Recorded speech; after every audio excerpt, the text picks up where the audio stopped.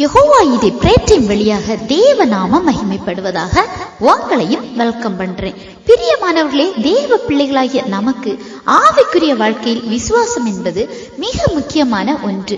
வேதத்தின்படி இந்த விசுவாசத்தை யாக்கோபு 2:1 பார்க்கும்போது பட்சபாதத்தோட பற்றி கொள்ள கூடாது.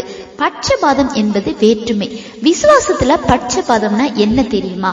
தேவ பிள்ளைகளாகிய நாம் மற்ற மனிதர்களோடு காட்டுகிற சில தேவனுக்கு பிரியமில்லாத காரியங்கள். யாக்கோபு 2:1 என் சகோதரரே, மகிமையுள்ள நம்முடைய கர்த்தராகிய இயேசு கிறிஸ்துவின் மேலுள்ள விசுவாசத்தை பட்சபாதத்தோட பற்றி கொள்ளாதிருப்பீர்களாக அப்படின்னு பார்க்கலாம். அதாவது மனிதர்களுடைய உலக செல்வாக்கு கனம் புகழுக்கு முக்கியத்துவம் கொடுத்து அப்பேற்பட்ட மனிதர்களோடு ஏழைகளை, குறைவு உள்ளவர்களை ஒப்பிட்டு பார்த்து அவர்களை ஒடுக்க கூடாது.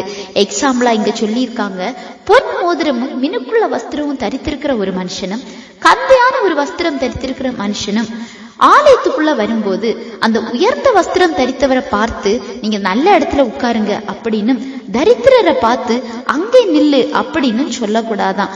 அது தகாத சிந்தைகளோட நிதானிக்கிற ஒரு காரியம் அப்படின்னு சொல்லப்பட்டுள்ளது.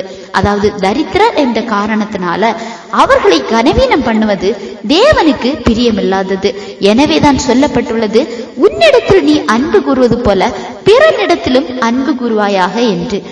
ஒருவரிடத்துல அன்பு செயல்பட்டால் அந்த மனிதருடைய குறைவுகளும் ஏழ்மைகளும் அன்பு காட்ட ஒரு தடை கிடையாது.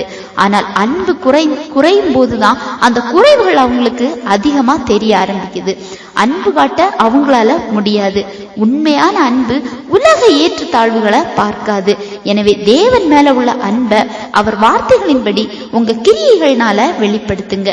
உங்க விசுவாசத்துல பட்சபாதம் காட்டாதீங்க.